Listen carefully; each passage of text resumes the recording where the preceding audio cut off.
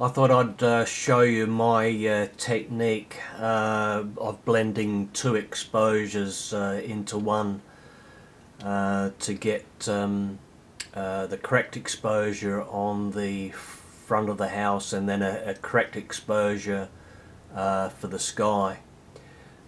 So this is photographed on a tripod, but technically you don't need to do this on a tripod so long as you've got high-speed burst, and then you align or auto align your two layers in Photoshop afterwards. So this first image is exposed for the front of the house.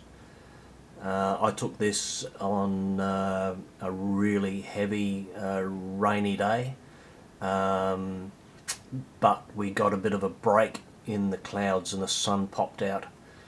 So that's the reason for the finger in the image, to tell you about that. That's my technique of reducing sunspots, flares, etc. when shooting into winter sun.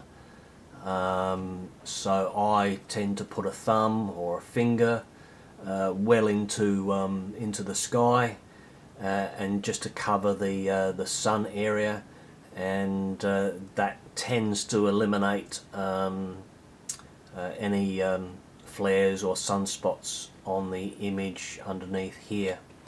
So that's the first image. That's the second image exposed for the sky, but I'm also going to replace or insert a new sky into this photo, and I just wanted a cleaner edge definition across the roof line, because the overexposed edge is still overexposed on this first image.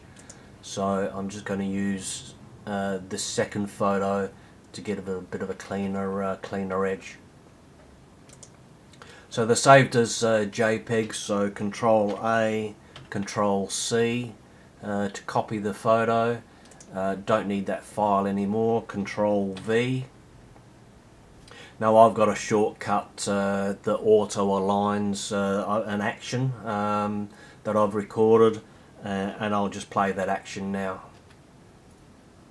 So that inserts a layer mask into the image.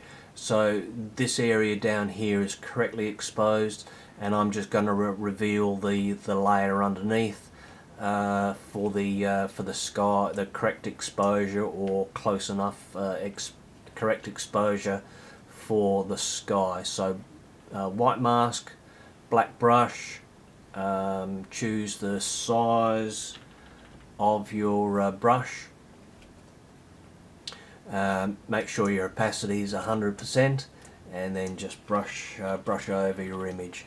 Make sure you're on a 0% feather hardness on your brush, because you don't want a hard edge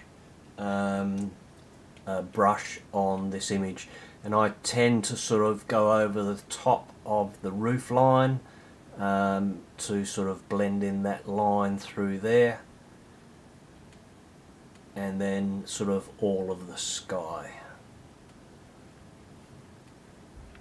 So once that's done, the white is concealed, the black is revealed, and you can see the sky. I also use this technique when it's a blue sunny sky as well. For some reason I can't get a correct exposure in one shot, and I use this blend a lot, even on a blue sky sunny day. So once the mask is complete, I flatten it.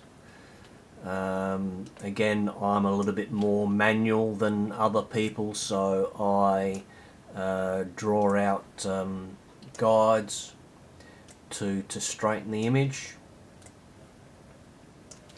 So Control A, Control T, and then I straighten the image manually,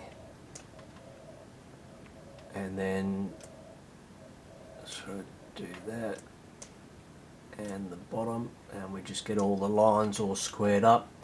I won't try and explain what this grey area is here, but I get rid of that by just bringing in the photo a little bit. So make sure, I think it was mentioned on Friday, that you photograph a little wider than you would normally do, so you can actually adjust your verticals if you're using this technique.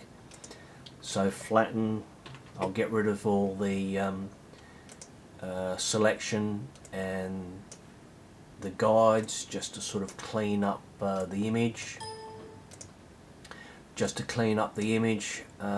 So it's not as distracting. So once that's done, press save and save as you would normally do. And that's how I blend two exposures together.